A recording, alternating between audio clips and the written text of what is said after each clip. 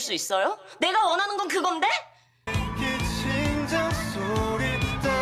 류선재 환자 사망하셨습니다. 보이잖아.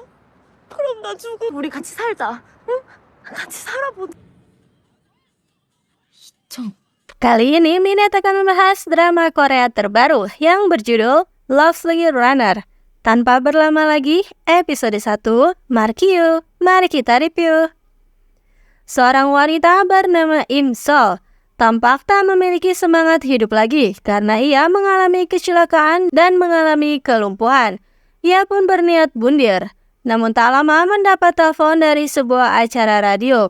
Seorang idola yang baru debut dari grup yang bernama Eclipse bernama Ryu Sung-jae.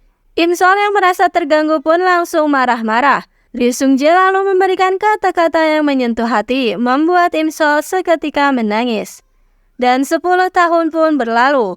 Meskipun Im Sol masih saja lumpuh, tapi kini Im Sol sudah ceria kembali. Kini ia menjadi fans garis kerasnya Ryu Sung-jae, yang kini sudah menjelma menjadi sebuah boy group papan atas. Im Sol begitu senang mendatangi konser Eclipse. Ia diantar oleh teman setianya yang bernama Lee Hyun-joo.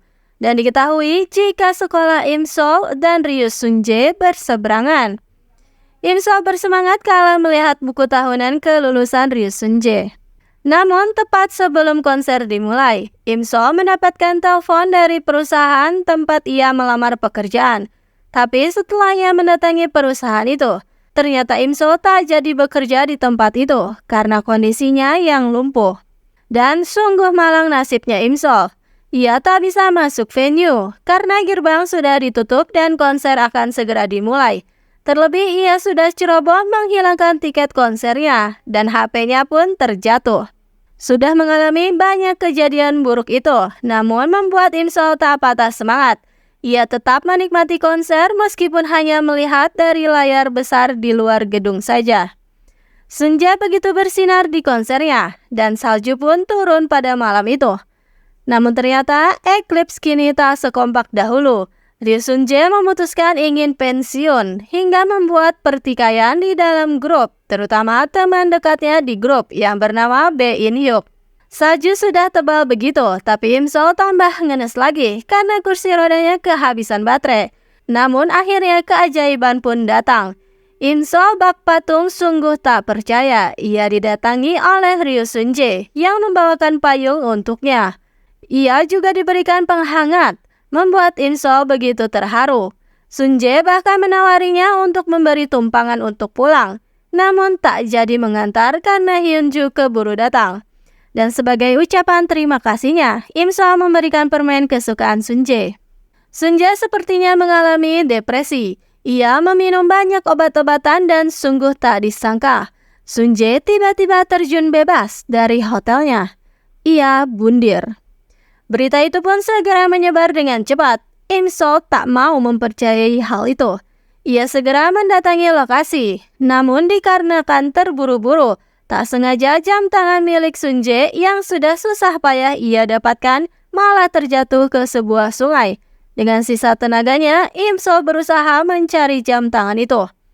Sedangkan di tempat lain, para dokter terus berusaha menyelamatkan nyawa Sung-jae. Namun sungguh malang.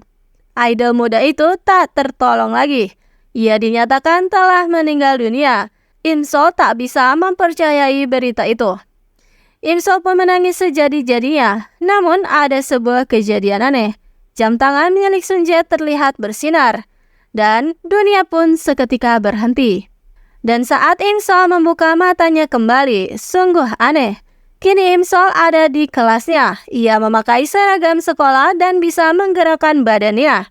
Dan yang teringat pertama kali adalah Ryu Sung-jae.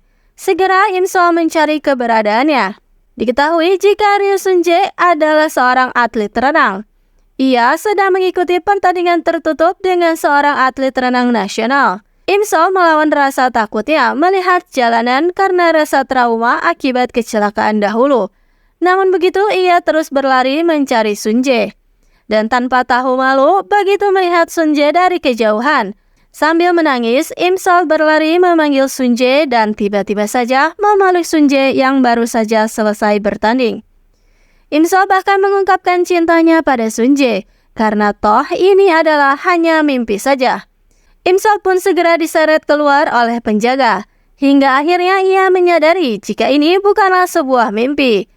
Imsol pun berpikiran lain, jangan-jangan ia sudah tiada dan kini sedang berada di akhirat. Sunjae bergidik ngeri dan merasa aneh, karena tadi sepulang bertanding ia bertemu dengan Imsol.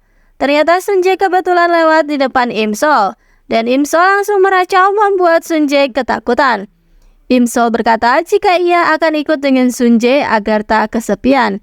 Ia juga memberikan jam tangan milik Sunjae. Imsol juga mengajak Sunjae untuk tinggal bersama. Sunjae pun langsung kabur dari Imsol yang aneh itu. Tapi anehnya setelah dicek, jamnya Sunjae masih ada padanya. Sunjae pun kebingungan kenapa Imsol mengatakan jika itu adalah miliknya. Imsol baru menyadari jika kini ia ada di tahun 2008.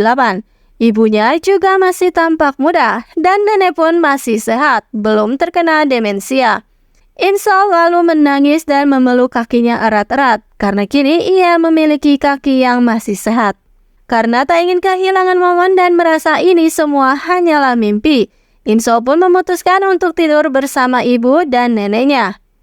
Dan esok harinya Imsol tak bisa menggerakkan kakinya, namun bukan karena ia terbangun dari mimpi, tapi karena tubuhnya ketindihan oleh kakak laki-lakinya yang bernama Imgem.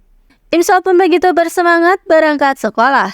Ia bahkan berlari menuju ke sekolah, dan saat melihat Sunjae, Imsol pun lagi-lagi menangis. Tangisannya diiringi hujan yang tiba-tiba turun. Sunjae datang memberikan payung untuk Imsol, merelakan dirinya basah kuyup.